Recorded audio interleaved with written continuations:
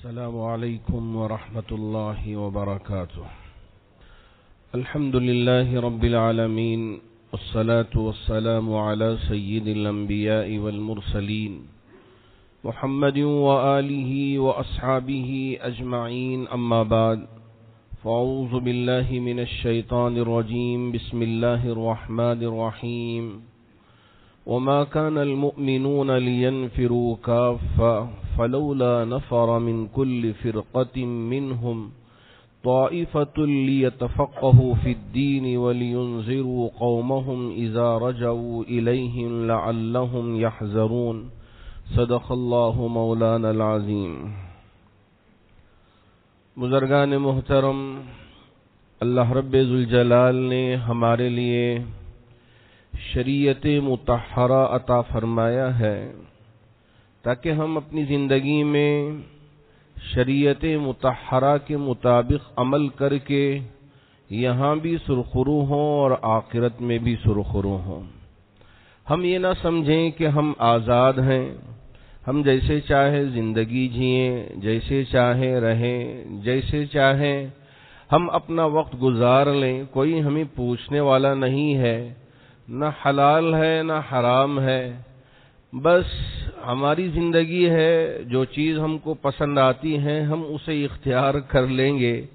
یہ ہماری خام خیالی ہے، یہ دھوکہ بازی ہے۔ اس وجہ سے اچھی طرح سے ہم کو سمجھ کے رکھنا ہے کہ میرے رب نے تاجدار مدینہ احمد مصطفیٰ محمد مجتبیٰ صلی اللہ علیہ وسلم کے ذریعے ہمارے لیے شریعت مطہرہ عطا فرمایا ہے، اسی کے مطابق ہم میں سے ہر ایک کو زندگی گزارنا ہے۔ میرے آقا تاجدار مدینہ محمد عربی صلی اللہ علیہ وسلم کے دور میں ایک چبوترا تھا۔ جو احباب بھی حج کے لیے تشریف لے گئے ہوں یا عمرے کے لیے تشریف لے گئے ہوں، انہوں نے دیکھا ہوگا کہ میرے نبی کا جو روزہ ہے اس روزے کے پیچھے ایک چبوترا بنایا گیا ہے، جو آج بھی اس چبوترے کو باقی رکھا گیا ہے۔ اس چبوترے پر ہی میرے آقا صلی اللہ علیہ وسلم بیٹھ کر حضرات صحابہ کو قرآن سمجھاتے تھے، حدیث سمجھاتے تھے، مسئلے مسائل جو بھی پیش آتے اسے بتاتے اور ان کے ذریعے دوسرے لوگوں تک ساری باتوں کو پہنچانے کا انتظام فرماتے تھے۔ یہ نہیں تھا کہ جتنے بھی لوگ مسلمان ہو گئے تھے وہ آ کے سب کے سب عالم بن گئے، سب کے سب حافظ بن گئے، سب کے سب مفسر بن گئے، سب کے سب محدث بن گئے۔ قوم میں اس دور میں اگر آپ ذرا دیکھیں تو ایک جماعت تھی جو اس کام کے لیے مخصوص تھی، ایک اور جماعت دوسرے کاموں میں لگی ہوئی تھی، لیکن سب دیندار تھے، سب کے دلوں میں سچائی تھی، جھوٹ نہیں تھا، دھوکہ بازی نہیں تھی، اور اسلام بیزار لوگ نہیں تھے، دین پر عمل کرنے والے تھے۔ کوئی ایک ایسا شخص نہیں ملتا تھا کہ جو ایمان والا ہو، مسلمان ہو اور وہ نماز نہ پڑھتا ہو، ایسا ہرگز آپ کو نہیں ملتا تھا۔ میرے نبی کا دور وہ تھا کہ حتیٰ کہ منافق بھی، جس کے دل میں نفاق ہو، وہ بھی پہلی صف میں آ کے نماز پڑھا کرتا تھا، اس لیے کہ اسے ڈر لگا رہتا تھا کہ اگر میں پیچھے رہ جاؤں تو کہیں میرا پول نہ کھل جائے اور میری بات سب کے سامنے نہ آ جائے۔ یہ بات الگ ہے، میرے رب نے حضرت جبرائیل امین کے ذریعے یہ اطلاع دے دی تھی کہ یہ شخص منافق ہے، یہ شخص منافق ہے، یہ شخص منافق ہے۔ پوری لسٹ میرے نبی کے پاس تھی، لیکن اللہ کے رسول علیہ الصلوۃ والسلام نے نہ کبھی مجلس میں بتا دیا کہ بھئی یہ منافق ہے، یہ منافق ہے۔ آپ کی مجلس میں آتے، بیٹھتے اور آپ کے پیچھے پہلی صف میں نماز ادا کرتے، پھر بھی آپ چھوڑ دیتے۔ یہ میرے نبی کا طریقہ ہے جسے آج ہمیں سمجھنے کی ضرورت ہے۔ اللہ رب ذوالجلال نے نبی کے ذریعے اسلام سکھایا، دین سکھایا اور اس پر عمل کرنا سکھایا۔ وہ یہ جو چبوترا تھا جس کے بارے میں میرے رب نے فرمایا وَمَا كَانَ الْمُؤْمِنُونَ لِيَنْفِرُوا كَافَّةً فَلَوْلَا نَفَرَ مِنْ كُلِّ فِرْقَةٍ مِّنْهُمْ طَائِفَةٌ لِيَتَفَقَّهُوا فِي الدِّينِ وَلِيُنذِرُوا قَوْمَهُمْ إِذَا رَجَعُوا إِلَيْهِمْ لَعَلَّهُمْ يَحْذَرُونَ۔ ایک ایسی جماعت ہو جو دین کی سمجھ رکھنے والی ہو۔ آج لوگ سمجھتے نہیں، آج لوگ یہ سوچتے ہیں کہ بھئی جس کسی نے بھی ٹوپی پہن لیا، جبہ ازار پہن لیا، داڑھی ذرا لمبی رکھ لیا، اب یہ عالم دین ہے، یہ مولوی صاحب ہیں، اب پکارنے لگ جاتے ہیں، آؤ مولوی صاحب، جاؤ مولوی صاحب، ہم نے تو اسے مذاق بنا کے رکھ دیا۔ جی ہاں، یہ عالم کوئی مذاق کی چیز نہیں ہے، یہ عالم، اس کی بڑی اہمیت ہے، بڑی عزت ہے، بڑی وقت ہے۔ اللہ رب ذوالجلال اسے اتنا مقام عطا کریں گے کہ قیامت کے دن بھی علماء سے پیچھے نہیں رہ سکیں گے، علماء کے پاس جائیں گے، پوچھیں گے۔ اسی لیے میرے نبی نے فرمایا العلماء ورثۃ الانبیاء قال لم یورثوا دینارا ولا درہما۔ جی ہاں، یہ جو علماء ہیں یہ انبیاء کے وارث ہوتے ہیں، یہ اپنی وراثت میں دینار و دراہم نہیں چھوڑتے۔ آج کل کے دور میں ایک مالدار شخص ہو، ابھی وفات پاتا نہیں، دیکھنے لگ جاتے ہیں کہ اس کی کیا جائیداد ہے، کتنا پیسہ چھوڑا ہے، اگر وہاں سے کیسے ہضم کیا جائے جو ہمارے قبضے میں آ جائے، لوگ ان ساری چیزوں میں پڑ جاتے ہیں۔ جبکہ میرے نبی کی وراثت علم ہے، اور یہ جو عالم ہیں یہ نبی کے وارث ہوتے ہیں، اسی وجہ سے ہم ان کو معمولی نہ سمجھیں۔ کیا پڑھایا جاتا ہے مدارس میں؟ تفسیر پڑھائی جاتی ہے، حدیث پڑھائی جاتی ہے، اور تفسیر کے اندر تفسیر جلالین، تفسیر بیضاوی، تفسیر ابن کثیر۔ آپ یہ نہ سمجھیں کہ بالکل چھوٹا سا نصاب ہے، اسے پڑھ لیتے ہیں تو یہ عالم بن جائیں گے۔ 8 سال ایک طالب علم اپنا وقت لگاتا ہے اور یہ علم حاصل کرتا ہے، اور یہ اپنا وقت لگاتا ہے، قرآن سمجھنے کی کوشش کرتا ہے، حدیث سمجھنے کی کوشش کرتا ہے۔ اب اس کے لیے، یہ سمجھنے کے لیے ضروری ہے کہ یہ صرف بھی پڑھے، یہ نحو بھی پڑھے، اب اس کے ساتھ ساتھ ساری گردانیں یاد کریں، اور اس کے بعد ادب سیکھے کہ یہ عربی ادب کیا ہے، عربی گرامر کیا ہے، اور اس کے بعد یہ بہت ساری فقہ کی کتابیں جس میں قدوری ہے، اور اسی طرح اصول شاشی ہے، اور اسی طرح ہدایہ ہے، اور یہ ساری کتابیں فقہ کے طور پہ پڑھتے ہیں اور سمجھتے ہیں کہ مسئلے مسائل کیا ہیں، کہ اگر یہ بات پیش آ جائے تو اس کے لیے کیا ضروری ہے، اور ایک مفتی بنتا ہے تو یہ سارے فتاوی کس طرح سے دیے جانا چاہیے۔ ایسا نہیں ہے کہ اگر کسی نے کچھ کہہ دیا تو یہ فتویٰ بن گیا، لوگ فتوے کو بھی مذاق بنا لیا ہے۔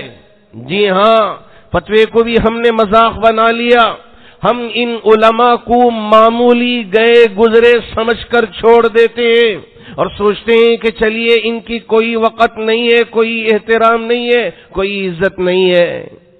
ہاں، ایک عالم کے لیے بھی ضروری ہے۔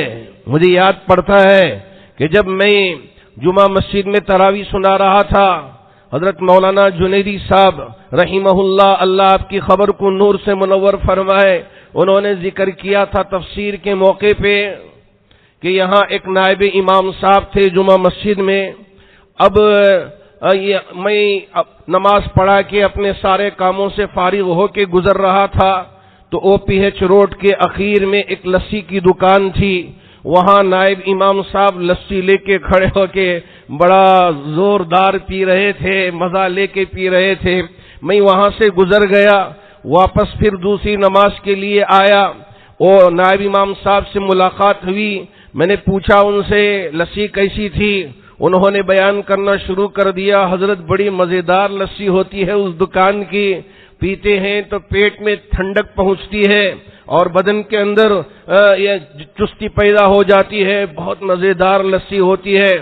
حضرت نے فرمایا کہ اس وقت تفسیر کے موقع پہ جی ہاں لسی بڑی مزیدار ہوتی ہے، ٹھنڈک بھی پہنچاتی ہے، صحت بھی دیتی ہے، لیکن ایک عالم کے لیے یہ بات زیبا نہیں دیتی کہ راستے پہ کھڑے ہو کے ہم لسی پی کے ہم اپنے علم کا مذاق بنا دیں، یہ ہمارے لیے مناسب نہیں معلوم ہوتا۔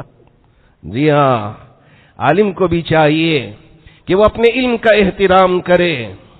کھڑے کھڑے ہو کے پان کے دکان میں پان کھا رہا ہے، ہوٹلوں میں کھڑے ہو کے چائے پی رہے ہیں، اور وہاں یہاں نہ ایک عالم اپنی عزت خود سمجھے کہ کیا عزت ہے، کیا ادب و احترام ہے، یہ بھی جاننا ضروری ہے، اس پر بھی عمل کرنا ضروری ہے۔ حضرت نے اس کے بعد فرمایا کہ نائب امام صاحب سے اگر آپ کو شوق ہو پینے کا اور یہ دل میں خواہش ہو رہی ہے کہ ذرا میں لسی بھی پی لوں، تو آپ لے کے آئیں، اپنے کمرے میں بیٹھیں اور مزے سے پیئے، مزہ لے کے پیئے، اس میں کسی طرح کی کوئی قباحت نہیں، بری بات نہیں۔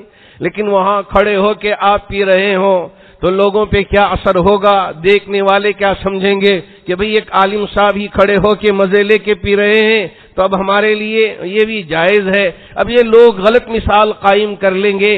عالم کی ہر بات عملی ہونی چاہیے، نمونہ ہونا چاہیے کہ لوگ دیکھنے والے سمجھیں کہ اس کا چلنے کا طریقہ کیا ہے۔ ہم اپنے اساتذہ کو دیکھتے تھے کہ وہ چلتے تھے تو کیسے چلتے تھے، بیٹھتے تھے مسند درس پہ آ کے کیسے بیٹھتے تھے، جب گفتگو کرتے تو کیسی گفتگو کرتے تھے، طلباء سے پیش آتے تو کیسے پیش آتے تھے۔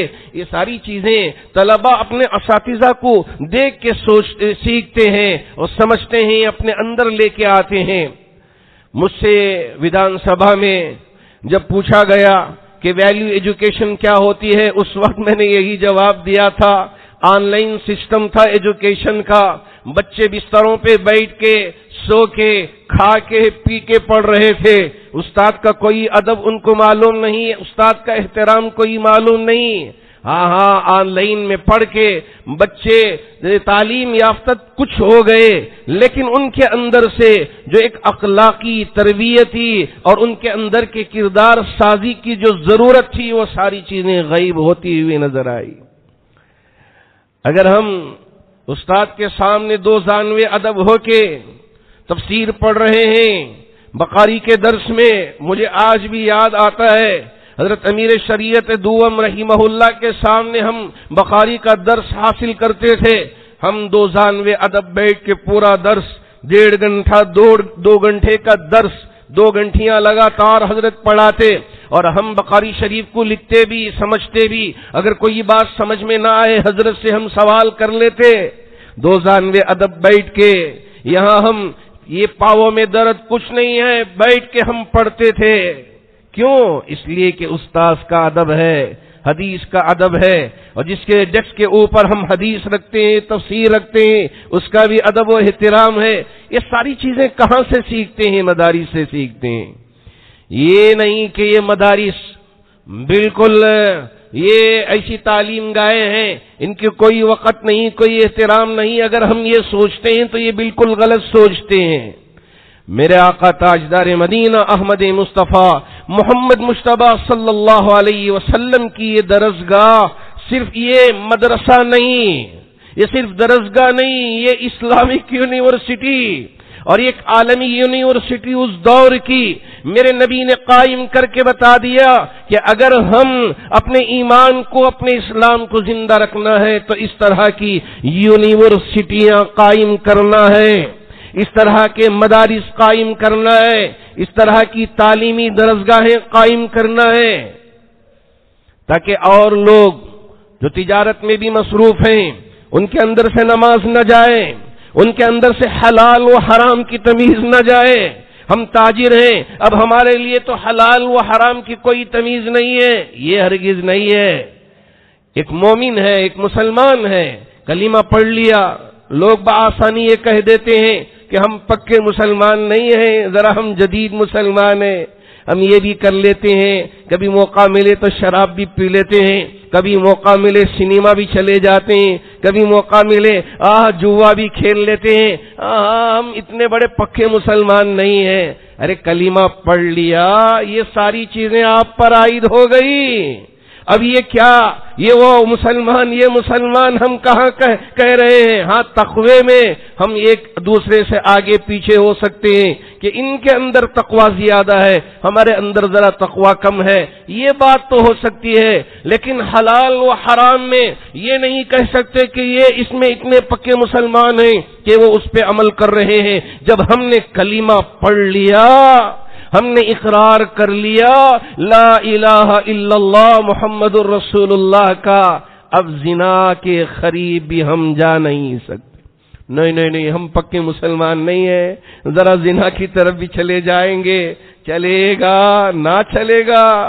نہیں، بالکل نہیں چلے گا، اس لیے کہ ہم نے کلمہ پڑھ لیا ہے اور ان چیزوں کی حرمت کو ہم نے اپنے اوپر مہر بند کر لیا ہے کہ ایک مسلمان کبھی زنا کے قریب نہیں پھٹک سکتا۔ جی ہاں، کسی پہ ظلم نہیں کر سکتا، اس لیے کہ ہم نے کلمہ پڑھ لیا ہے۔ اب ہم نہ حق کسی کو قتل نہیں کر سکتے، کسی پر ظلم نہیں ڈھا سکتے، اس لیے کہ ہم نے کلمہ پڑھ لیا ہے۔ سود استعمال نہیں کر سکتے کیونکہ ہم نے کلمہ پڑھ لیا ہے۔ ہاں، جھوٹ نہیں بول سکتے اس لیے کہ ہم مسلمان ہیں، کلمہ پڑھ لیا ہے۔ پکے مسلمان کچے مسلمان میں یہ بات نہیں ہے تقوی میں کہ کوئی آدمی رات بھر نمازیں پڑھ رہا ہے، قرآن کی بڑی تلاوت کر رہا ہے، لیکن ہم سے ہوتا نہیں ہے۔ ہم فرائض پڑھ لیتے ہیں اور سنتیں ادا کر لیتے ہیں، وہ بھی سنتیں موقدہ، سنتیں غیر موقدہ ہم سے ادا نہیں ہوتی، اور ہم قرآن کی تلاوت کر نہیں سکتے اس لیے کہ ہمارے پاس وقت نہیں ہے۔ اس میں تقوی میں یہ ذرا آگے ہیں کہ اس لیے یہ تہجد بھی ادا کر لیتے ہیں، یہ ذکر کی کثرت بھی کر لیتے ہیں، اور ماشاءاللہ یہ بڑے متقی ہیں، پرہیزگار ہیں، یہ کہا جا سکتا ہے۔ لیکن حرام و حلال میں یہ نہیں کہہ سکتے کہ ہم کچے مسلمان ہیں، ہم اتنے پکے مسلمان نہیں ہیں، اس میں بات ہو ہی نہیں سکتی، کوئی دو رائے ہو نہیں سکتی، یاد رکھیں۔ اللہ رب ذوالجلال نے ایک جماعت کو اس کے لیے مختص کیا ہے کہ آپ قرآن سمجھیں، قرآن فہمی آپ کے اندر آئے۔ حضرت عبداللہ ابن عباس رضی اللہ تعالی عنہ کا نام آپ نے سنا ہوگا، چھوٹی عمر کے تھے۔ ہاں، حضرت محمد عربی صلی اللہ علیہ وسلم کے چچا حضرت عباس، ان کے یہ فرزند عبداللہ تھے۔ میرے نبی جب دنیا سے پردہ فرما گئے اس وقت ان کی عمر صرف 13 سال تھی، 13 سال، چھوٹی سی عمر۔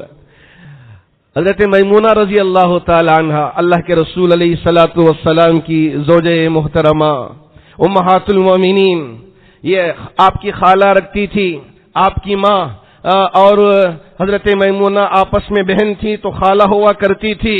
اب خالہ کے گھر بچے چلے جاتے ہیں، حضرت عبداللہ بھی چھوٹی عمر کے تھے، خالہ سے بھی پیار تھا، اس سے بڑھ کر نبی کی معیت میں رہنا چاہتے تھے، نبی کی زندگی دیکھنا چاہتے تھے، نبی سے سیکھنا چاہتے تھے، جذبہ تھا، شوق تھا۔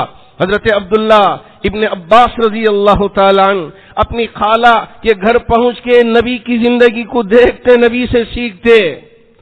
ایک دن تہجد میں اللہ کے رسول علیہ الصلوۃ والسلام نے دیکھا کہ پانی پہلے ہی سے رکھا ہوا ہے۔ آپ نمازوں سے فارغ ہونے کے بعد پوچھا، میرے لیے آج تہجد میں کس نے پانی رکھا؟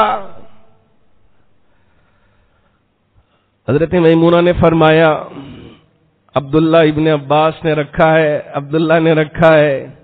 اللہ کے رسول علیہ الصلوۃ والسلام نے ان کے اوپر ہاتھ رکھ کے دعا دی، اللہم فقہہ فی الدین وعلمنا القرآن الحکیم۔ اے میرے اللہ، عبداللہ یہ چھوٹا سا بچہ ہے، اسے قرآن کی بھی سمجھ دے دے، دین کی بھی سمجھ دے دے۔ اللہ رب ذوالجلال نے ان کو اتنی سمجھ دی کہ یہ مفسر قرآن بن گئے، مفسر قرآن بن گئے۔ حضرت عمر رضی اللہ تعالیٰ عنہ کی خلافت کا جب زمانہ تھا، اس وقت بڑے بڑے صحابہ، اکابر صحابہ، ان کی مجلس قائم ہوتی تھی۔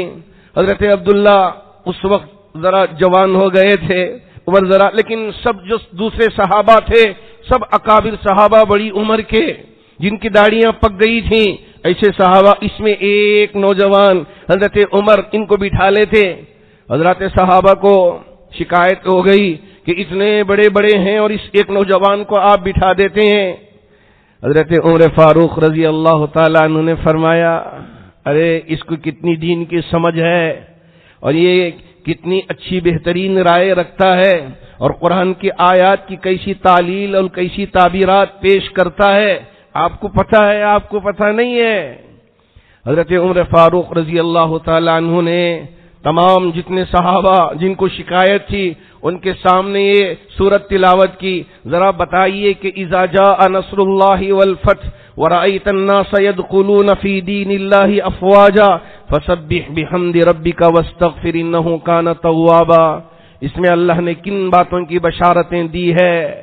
سب صحابہ نے فرمایا فتح کی، نصرت کی، کہ اللہ کی طرف سے فتح بھی ملے گی، اللہ کی جانب سے نصرتیں بھی ملے گی، اس کی بشارتیں ہیں. حضرت عمر فاروق نے فرمایا عبداللہ اب تم بتاؤ کہ اس میں کن باتوں کی طرف بتایا گیا ہے؟ حضرت عبداللہ ابن عباس رضی اللہ تعالی عنہ نے فرمایا خلیفۃ المؤمنین، اس میں میرے نبی تاجدار مدینہ احمد مصطفیٰ محمد مصطفیٰ صلی اللہ علیہ وسلم کے پردہ کر جانے کی بات بتائی گئی. حضرت عمر نے پوچھ لیا کیسے؟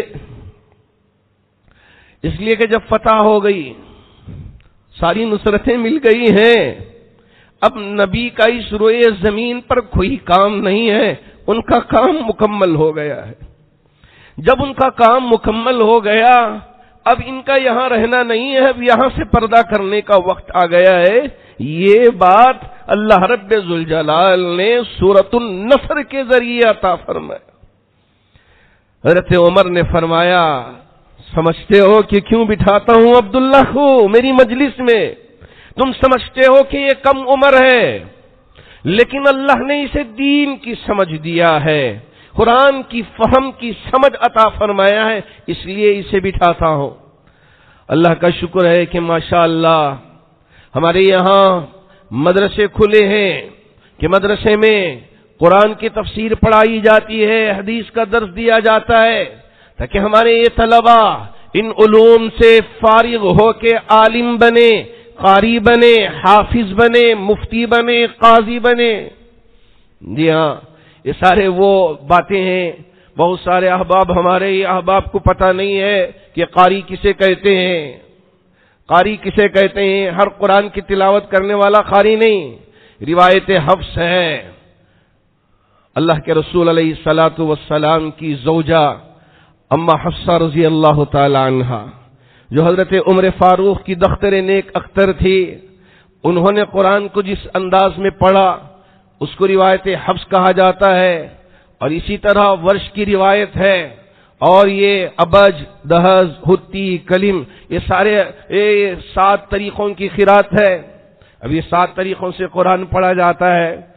وہ واقعہ بڑا مشہور ہے کہ حضرت عمر فاروق نے دیکھا کہ ایک شخص قرآن کو الگ طریقے سے پڑھ رہا تھا، تو ان کی گردن میں ہاتھ ڈال کے نبی کی بارگاہ میں لے کے آ گئے. کہا یا رسول اللہ یہ قرآن غلط طریقے سے پڑھ رہا تھا، اس لیے پکڑ کے آپ کی بارگاہ میں لے کے آیا ہوں. حضرت محمد عربی صلی اللہ علیہ وسلم نے کہا عمر ان کو چھوڑ دو، پہلے چھوڑ دو، گردن چھوڑ دو، جان میں جانا ہے. پھر اس کے بعد فرمایا عمر ذرا ہم سن لیتے ہیں پہلے ان سے قرآن کے کیا غلط سلط پڑھا ہے.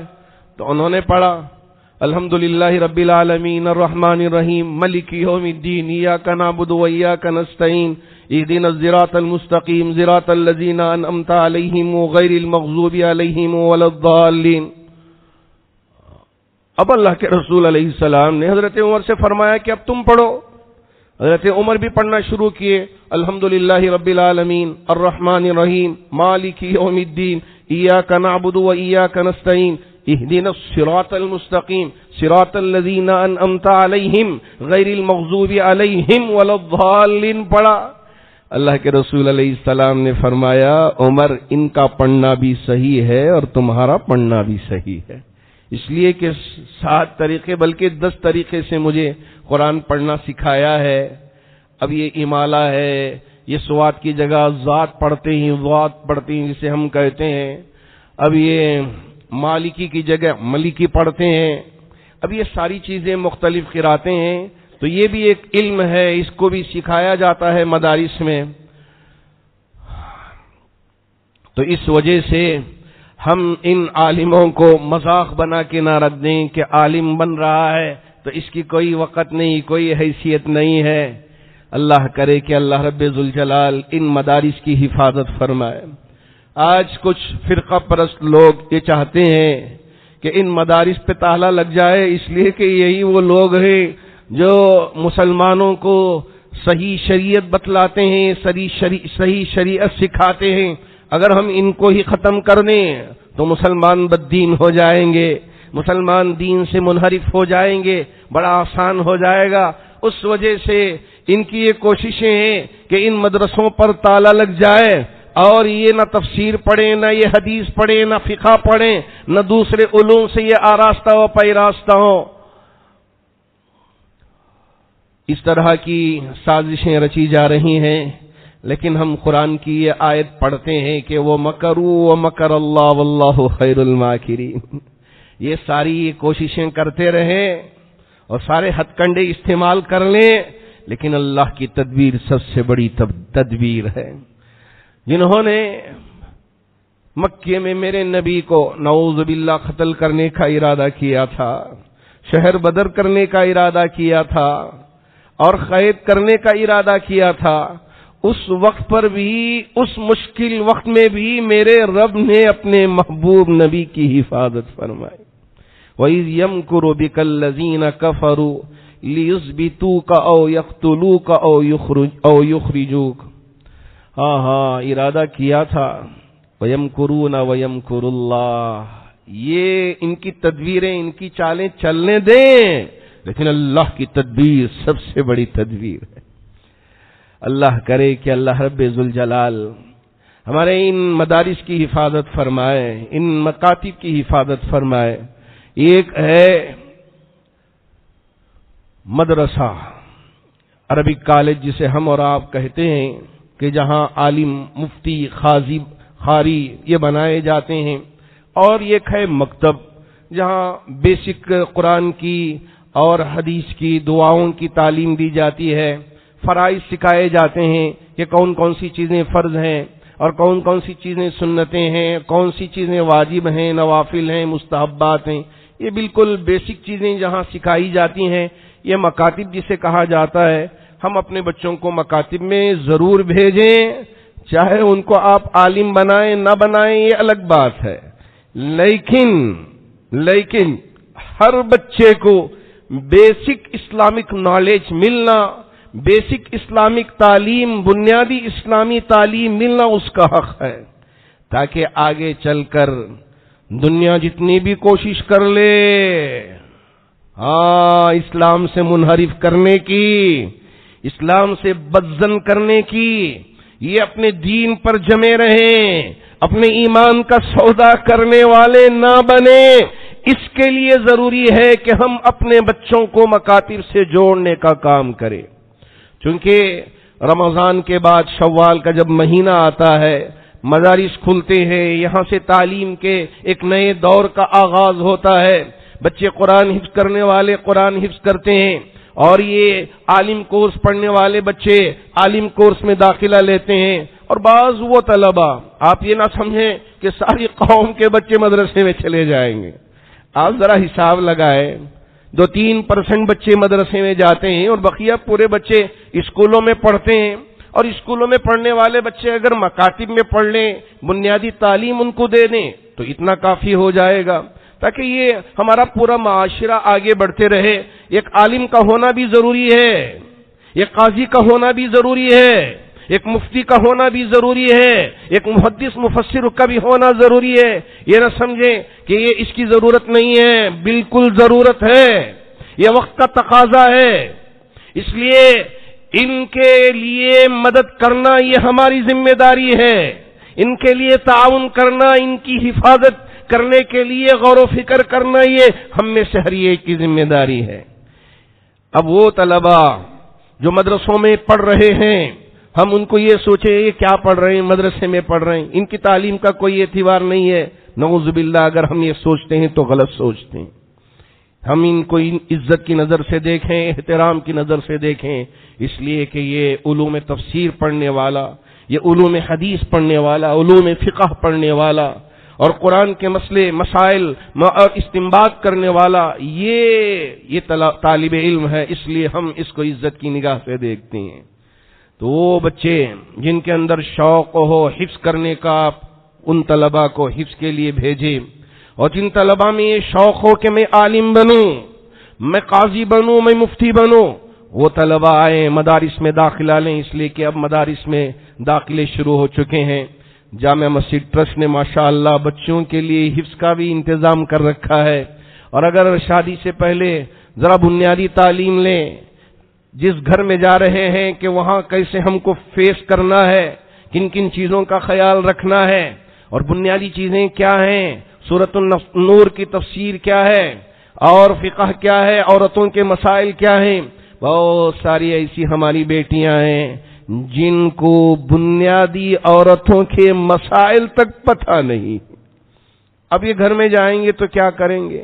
بس وہی بالوں کو کھلا رکھ لیا اور اسٹائل مار کے، اور یوں سمجھ گئے کہ مجھے لوگ دیکھ رہے ہیں، اور اپنے حسن کا ذرا نظارہ کر کے سمجھ گئے کہ میری کتنی تعریف کر رہے ہیں۔ یہ دراصل تعریف نہیں ہے، یہ بربادی کی طرف آپ کو بھیجنے والے لوگ ہیں۔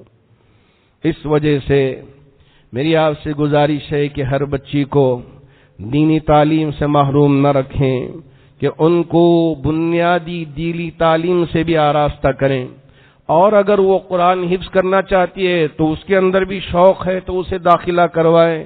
جامع مسجد ٹرسٹ انشاءاللہ آپ کی بچیوں کو حافظہ بنانے کے لیے تیار ہے، اور اگر وہ 2 سالہ 3 سالہ کورس کر کے اپنے گھر کو جنت نما بنانا چاہتی ہے تو اس کے لیے بھی جامع مسجد ٹرسٹ نے انتظام کر کے رکھا ہے۔ آپ آئے، یہاں داخلہ کروائیں۔ بہت سارے ہمارے مدارس الحمدللہ کھل چکے ہیں پورے ملک میں، تو آپ وہاں بھی بھیجیں، داخلہ کروائے۔ بچہ جہاں داخلہ لینا چاہتا ہے وہاں داخلہ کروا کے اسے پڑھنے کا انتظام کریں، تاکہ یہ ہمارے بچے حافظ بھی بنے، عالم بھی بنے، مفتی بھی بنے، قاضی بھی بنے، قاری قرآن بھی بنے۔ ہم سوچتے ہیں کہ حفظ کر کے کیا ہو جائے گا، قرآن حفظ کر لے گا تو کیا ہو جائے گا، یہاں پتہ نہیں چلے گا۔ جب یہ آنکھ بند ہو جائے گی، قیامت کے دن رب کہے گا حافظ قرآن سے، بیٹا او حافظ صاحب، دنیا میں بڑا ٹہر ٹہر کے تم قرآن کی تلاوت کرتے تھے، آج آئیے ہم آپ کو یہ اعزاز دیتے ہیں کہ آپ کے خاندان کے 10 افراد جہنم میں سزا کاٹ رہے ہیں، جہنم میں سزا بھگت رہے ہیں۔ آپ کو آج ہم یہ اجازت دیتے ہیں کہ آپ جائیں، اپنے گھر کے 10 افراد جو جہنم میں سزا پا رہے ہیں ان کو جہنم سے نکال کے جنت میں داخل کر۔ کتنا بڑا اعزاز ہوگا حافظ قرآن کے لیے۔ اس لیے ہم حافظ قرآن کو بھی معمولی نہ سمجھیں، قرآن یہ یاد کرے، اپنے سینے میں بٹھائے، حلال و حرام پر عمل کرنے والا بن جائے، اللہ کو ڈرنے والا بنے۔ غلط کام کی طرف جیسے ہی اس کا قدم اٹھے اسے یہ یاد آئے کہ میرے سینے میں قرآن محفوظ، اسے یہ ذہن میں آ جائے کہ میرے دل میں قرآن ہے، میں اسے رکھ کر کیسے غلط کام کی طرف آگے بڑھ سکتا ہوں، قدم اٹھا سکتا ہوں۔ اللہ ہر ایک حافظ کی حفاظت فرمائے، ہر ایک قاری قرآن مفتی کی حفاظت فرمائے۔ تو اس لیے ہم ان مدارس کو ویسٹ نہ سمجھیں، ان کو سمجھیں کہ یہ بالکل گیا گزرا کام کر رہی ہیں۔ اس طرح کی سوچ ہرگز ہم اپنے ذہنوں میں نہیں رکھنا چاہیے۔ دشمن یہی چاہتا ہے، اس لیے کہ یہ دین کے قلعے ہیں، اسلام کے قلعے ہیں، اس پہ تالا لگ جائے یا بند ہو جائے، یہ دشمن کی سوچ ہے۔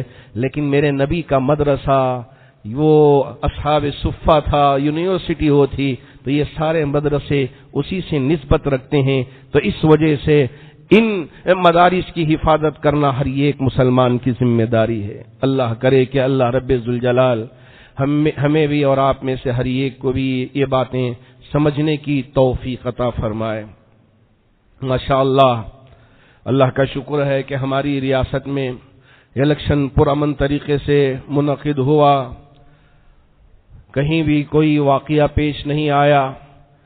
اللہ کا بڑا فضل ہے کہ حضرات علماء کی، ائمہ اور خطبہ کی جانب سے جو اعلانات ہوئے، امیر شریعت کی جانب سے جو اعلان ہوا کہ ہماری خواتین بھی بڑھ چڑھ کر حصہ لیں، پیچھے رہنے کی ضرورت نہیں ہے. ہماری خواتین نے بھی، ہمارے مرد احباب نے بھی اس پر توجہ دے کر خواتین کو بھی اس میں حصہ لینے کا موقع دیا. بہت ساری خواتین نکل کر ماشاءاللہ ووٹ کیے ہیں. نتیجہ اللہ کے ہاتھ میں ہے. قل اللہم مالک الملک تؤتی الملک من تشاء وتنزع الملک ممن تشاء وتعز من تشاء وتذل من تشاء بيدك الخير انك على كل شيء قدير السعي منا والاتمام من اللہ. کوششیں ہماری ہوں گی اور پورا کرنے کی ذات اللہ کی ہوگی اور اللہ ہی کا حکم چلے گا. ان الحکم الا للہ للہ الامر من قبل ومن بعد. پہلے بھی اللہ ہی کا حکم ہے، بعد میں بھی اللہ ہی کا حکم ہے. ہم کو تو صرف کوششیں کرنا ہے، اچھی سوچ رکھنا ہے. اللہ کا فضل ہے کہ ہماری خواتین بھی، ہمارے احباب نے بھی ہمارے یہاں جو الیکشن ہوا اس میں حصہ لیا. بتایا گیا کہ 70% ماشاءاللہ مسلمانوں نے اس مرتبہ حصہ لیا ہے. یہ بڑا ماشاءاللہ ہمارے لیے ایک نتیجہ ہے. اللہ کرے کہ اس میں کامیابی میں ہمارے لیے منتقل فرمائے. عزت دینے والی ذات اللہ کی ہے. آزمائشیں آتی رہیں گی، پریشانیاں آتی رہیں گی، لیکن ہر مسلمان ایمان پر ثابت قدم رہے، جمے رہے، اس کی کوشش کرنی چاہیے. ایک اور بات آپ کے توسط سے پوری ریاست کرناٹک کے احباب تک پہنچانا چاہوں گا، چونکہ ہار جیت الیکشن کا حصہ ہے. کوئی ہارے گا، کوئی جیتے گا. اگر کوئی اپنا ہار جائے تو اتنا غم کریں اور اتنا واویلا مچائیں کہ سارے لوگ پریشان ہو جائیں، یہ بھی مناسب نہیں ہے. اور اگر آپ کا کوئی شخص، آپ کا امیدوار جیت گیا، اتنی خوشیاں منائیں کہ اس کے بارے میں ایسے پوسٹر بنائیں کہ بنا کے یہ سوشل میڈیا میں ہم سرکولیٹ کریں، جس کی وجہ سے پھر ایک اور بکھیڑا کھڑا ہو جائے، ایک اور پریشانی لاحق ہو جائے. اس وجہ سے ان ساری چیزوں پہ نظر رکھ کر ہمارے نوجوان خصوصیت کے ساتھ جو چیزیں حد میں رہ کر کی جا سکتی ہیں ان حدود کا خیال کر کے آپ کر سکتے ہیں اور شریعت مطہرہ کو پامال نہ کریں. ایک مسلمان کبھی شریعت کو مذاق نہیں بنا سکتا، شریعت کو چھوڑ نہیں سکتا. یہ ہمارے ذہنوں میں ہونا چاہیے. یہ نہ کہ ہم خوشیاں منا رہے ہیں، اب خوشیوں میں شراب بھی پینا شروع کر دیا، ناچ گانا بھی شروع کر دیا، وہ میوزک بجا کے دبا کے ہم ناچ رہے ہیں. کیوں؟ اس لیے کہ خوشی کا موقع ہے. نعوذ باللہ، نعوذ باللہ من ذالک. اللہ ان ساری حالتوں سے ایک ایک نوجوان کی، ایک ایک مسلمان کی حفاظت فرمائے. اللہ کرے کہ اللہ رب ذوالجلال ہماری ریاست میں امن و امان برقرار رکھے. ہر قسم کے شریروں سے، ہر قسم کے فسادیوں سے اور ہر قسم کی فسطائی طاقتوں سے اللہ ہماری ریاست کی اور ہمارے ملک کی اور پورے عالم اسلام کی حفاظت فرمائے. میں آپ سے گزارش کرنا چاہوں گا کہ ماشاءاللہ مدرسہ کھل چکا ہے اور اسکول بھی کھل چکا ہے. نرسری سے لے کے PUC، چاہے آپ اپنی بچیوں کو داخلہ کرنا چاہتے ہیں آپ یہاں داخلہ کروائیں. ڈگری کے اندر بھی داخلے شروع ہو چکے ہیں. ایک ایسا موقع ہے کہ اب مدرسوں میں بھی داخلے کا موقع ہے اور اسکولوں میں بھی داخلے کا موقع ہے، کالجوں میں بھی داخلے کا موقع ہے. جامع مسجد ٹرسٹ نے ایک طرف حفظ کا، عالم کورس کا، لڑکے اور لڑکیوں کا، اور دوسری طرف یہاں پورا اسکولی نظام دینی نہج پر قائم کیا ہے، دینی ماحول میں، کہ ہماری بچیاں باحجاب ہو کے یہاں تعلیم پاتی ہیں، تعلیم حاصل کرتی ہیں. اللہ کا اتنا بڑا فضل کہ ہمارے یہاں جو اس وقت اسٹیٹ کا 10ویں جماعت کا جو نتیجہ آیا، جامع العلوم ہائی اسکول نے 90% لے کر کامیابی حاصل کی ہے. ہمارے بچے اور بچیاں جو یہاں تعلیم پاتے تھے ماشاءاللہ اچھا نتیجہ حاصل کیا ہے. یہ آپ سب کی دعاؤں اور آپ سب کا تعاون کا نتیجہ ہے کہ جامع العلوم ہائی اسکول نے ایک اچھی کامیابی ماشاءاللہ پائی ہے. اسی طرح ہماری کالج میں بھی سائنس بھی ہے اور کامرس بھی ہے، اور اسی طرح BCA اور BCom ڈگری کالج کے اندر بھی یہ پڑھائیاں بھی ہو رہی ہیں. یہ سارا نظام ماشاءاللہ حدود شرعیہ پر عمل کرتے ہوئے ان تعلیمات کا انتظام کیا گیا ہے.